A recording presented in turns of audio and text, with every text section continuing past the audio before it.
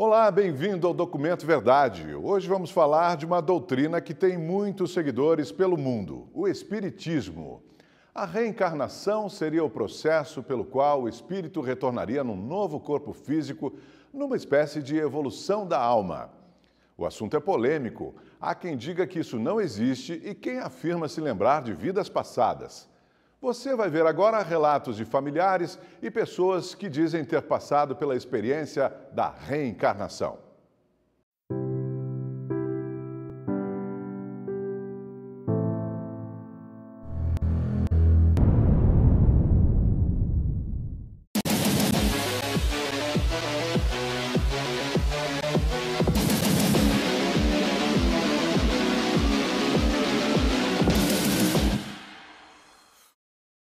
Qualquer um que assistiu, eles não conseguiram convencer ninguém. –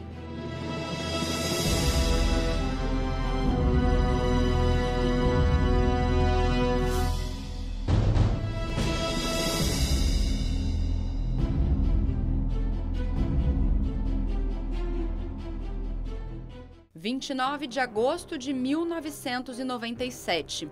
O assassinato do menino Ives Ota, à época com 8 anos, chocou o país.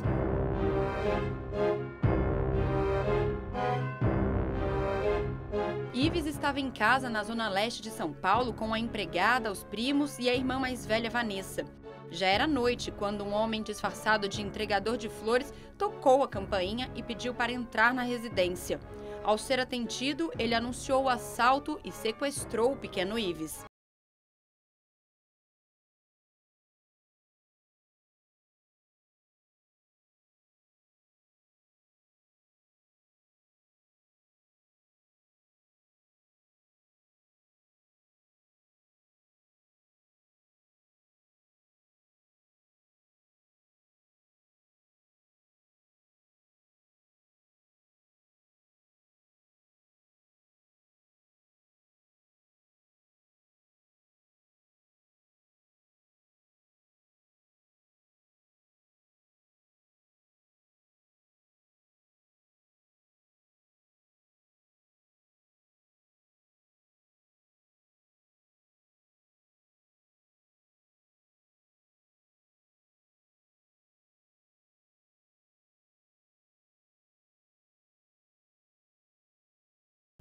Veio em casa à noite, era 8 horas da noite, né?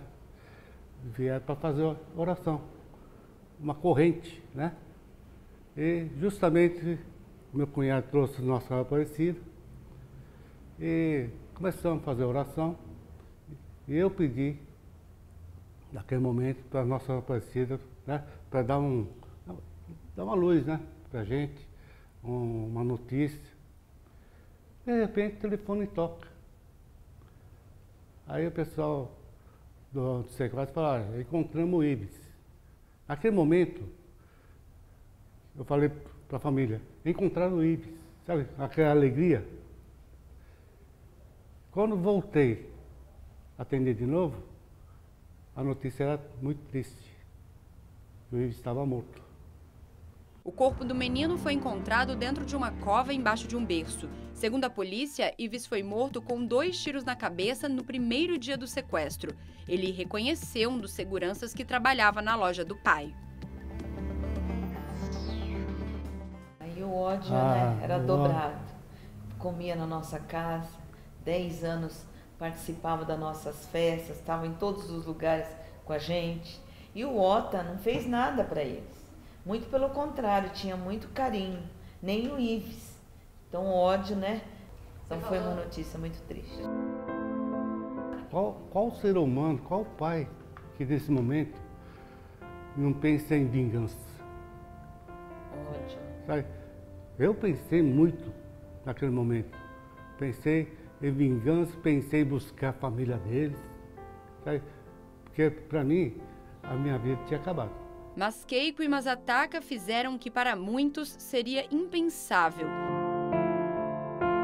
Mesmo tomados pela dor, raiva e vontade de vingança, o casal decidiu perdoar os assassinos. Eu tenho um irmão religioso. Ele chegou e falou, Keiko, ninguém cai aqui de paraquedas. Todo mundo tem uma missão. uns têm maiores, outros menores. O Ives fez esse palco da vida, né? Ele foi o ator para levar vocês à luz, aprender, fortalecer, né? E que não é só esse mundo terreno. Então é um alerta. Vai, faz o seu marido feliz, que você vai ver o seu milagre na sua vida. Vai perdoar aqueles 3 de coração, porque o perdão é o caminho certo para ter o milagre. E eu estava atrás desse milagre. À época, Masataka quis ficar cara a cara com o assassino do seu filho para mostrar que o perdoava. Eu acho que aquele momento, o Ives também acho que ficou tão feliz que tudo aquilo que tinha dentro de mim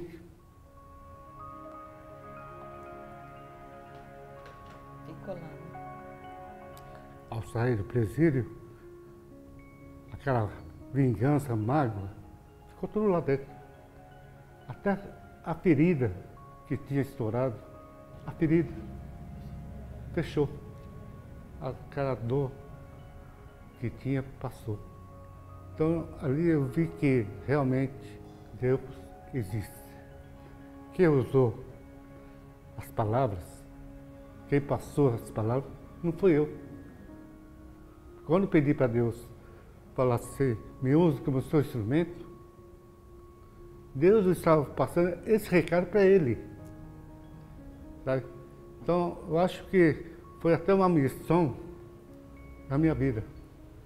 Os pais decidiram perdoar verdadeiramente os assassinos. Após o perdão, veio a notícia que traria novamente alegria para a família. A Keiko, com 42 anos na época, descobriu que estava grávida. Não foi nada planejado.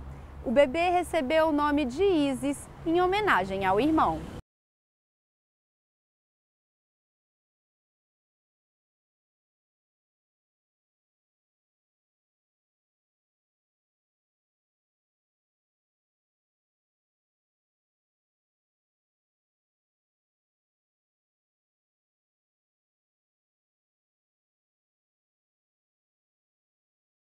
De um novo filho era o milagre que eles buscavam. Keiko ainda não sabia, mas Isis era ainda mais especial. Durante a gravidez da esposa, Masataka visitou Chico Xavier e ouviu do médium algo que mudou a trajetória da família. Eu sei, mas esse vai nos ajudar. De repente, uma pessoa bate nas minhas costas assim e fala assim, o seu Chico está te chamando. Eu falei, ué, nem coloquei meu nome ali, né? Como é que... E ele, naquela época, ele já estava doente, né?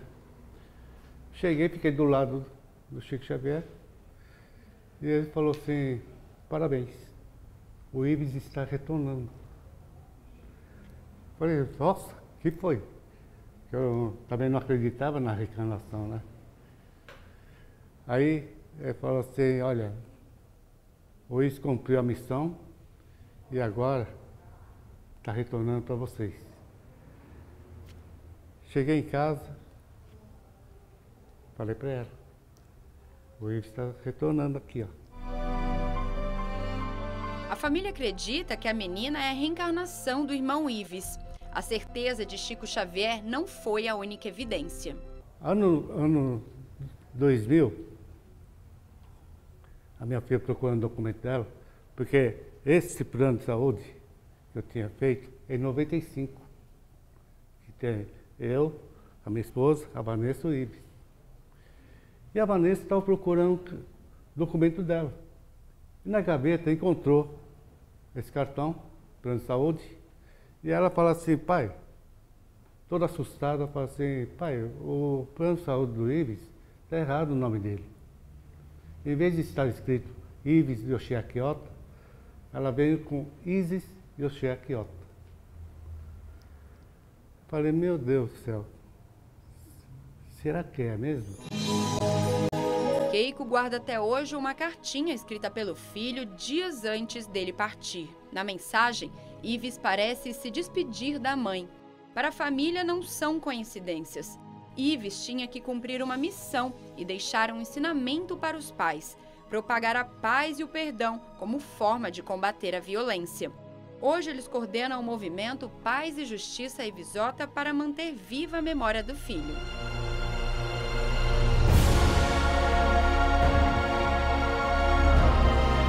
Então hoje a gente não precisa nem tocar mais no físico do Ives para sentir ele. Ele está dentro da gente, transcendeu.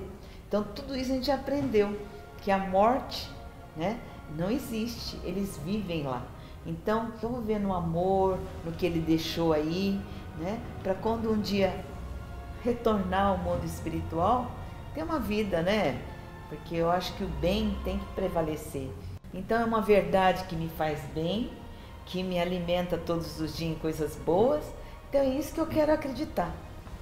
No Ives, que é a missão dele.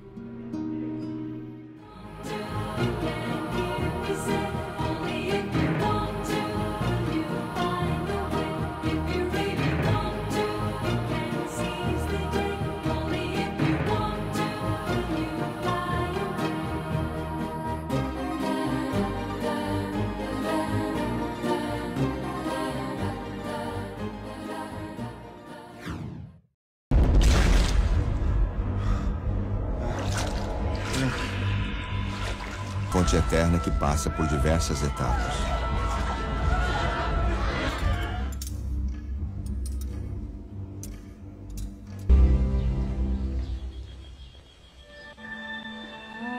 A ideia de reencarnação é milenária e ultrapassa crenças e religiões, mesmo tendo se tornado conhecida com os ensinamentos do francês Allan Kardec em 1857.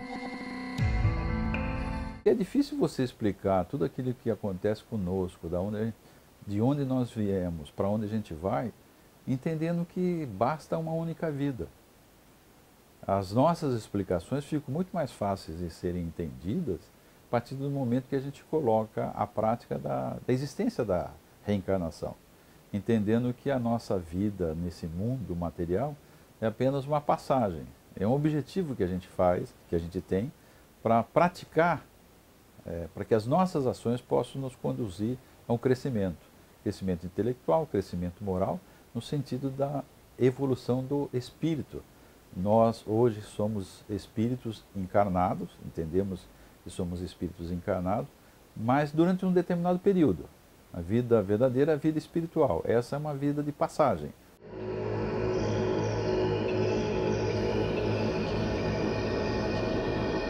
O tema é polêmico e sofre muito preconceito ainda hoje. Para esse cineasta, a divulgação de filmes, programas de TV, debates no rádio e na internet sobre o assunto ajudam a esclarecer a ideia da reencarnação.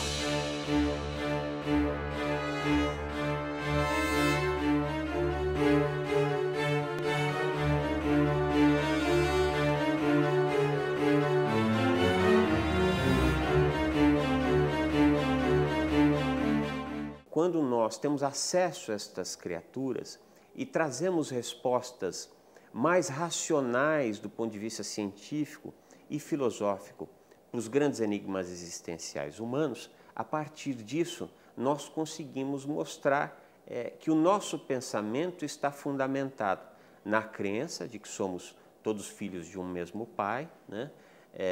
Na certeza que temos de que Jesus é o espírito mais puro e mais evoluído que esteve na Terra e de que somos todos irmãos, né? E a partir do momento que nós nos colocamos em pé de igualdade com os nossos outros irmãos de caminhada, a partir desse momento, naturalmente, as pessoas vão conhecendo e vão caindo os preconceitos. Esse escritor afirma ser a reencarnação de uma mulher franco-canadense que viveu em Paris no século XX. A mulher chamava-se Simone Thiroux e foi amante do artista plástico Modigliani, conhecido por pintar rostos e nus femininos. A descoberta aconteceu após uma longa pesquisa sobre um quadro misterioso que ele ganhou de presente de um amigo na década de 90. Alex Ribeiro do Prado é espírita e, através de orientações mediúnicas, que é a comunicação entre humanos e espíritos, contou que um dia ouviu uma voz que pediu que ele desvendasse quem era o autor do quadro.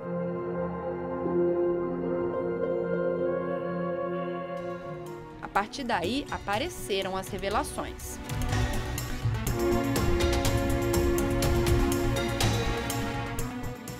E aí eu começo a descobrir uma série de coincidências que na realidade não existe, o acaso não existe, aonde tudo me levava a crer que eu tive uma relação muito próxima com essas pessoas no início do século XX em Paris.